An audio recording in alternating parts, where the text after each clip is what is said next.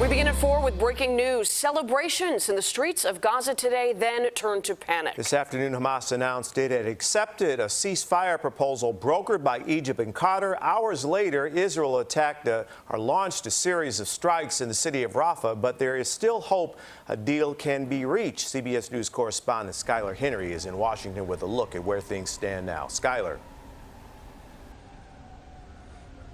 Hey, Jim and Marie, good to be with the both of you. We should point out that Israel says that they still plan on sending mediators to the negotiating table to try to see if there is a deal that can be reached. We'll see ultimately how Hamas decides to respond, given the fact that Israeli troops are moving forward into the southern city of Gaza. In terms of the terms of this deal, we know that it was planned to ultimately come out to be in 3 stages, each 6 weeks long, which would call for a permanent ceasefire, also allow for a hostage prisoner swap, as well as allowing displaced Gazans to return home, and also call for some sort of Gazan reconstruction. Well, Israel has said, at least up until this point, that they do not like those terms, but they're still going to try to get to that negotiating table. We'll see what happens.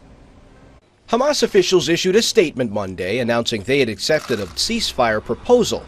Israel has not yet signaled whether it will agree to the plan. Because we are still reviewing the response that has come in, and because we are working on this in real time and trying to reach an agreement, I'm just going to decline to comment on detail. This comes as Israel's military has told as many as 100,000 Palestinian civilians in the southern Gaza city of Rafah to get to an extended safety zone before the Israeli army moves in with, quote, extreme force. The purpose of the action in Rafah is to destroy the last 4 battalions of Hamas in Rafah. We cannot leave them there. The U.S. has objected to the invasion of Rafah out of concern for the more than 1 million Palestinians who fled to the city from other parts of Gaza.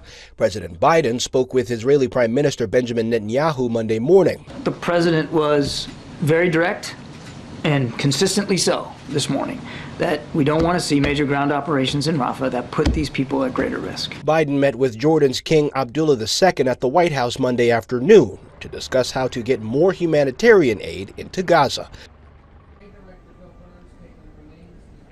And after that meeting, we should point out we have a readout here from the King of Jordan stressing that the repercussions of the Israeli ground offensive on Rafah could potentially lead to a regional spillover of this region. They have called for a ceasefire, as well as the Biden administration obviously saying that they do not want to see a ground offensive or any offensive into Rafah up until this point, as hundreds of thousands of civilians there are being urged to move to what are being referred to as humanitarian safe zones as this military operation carries on.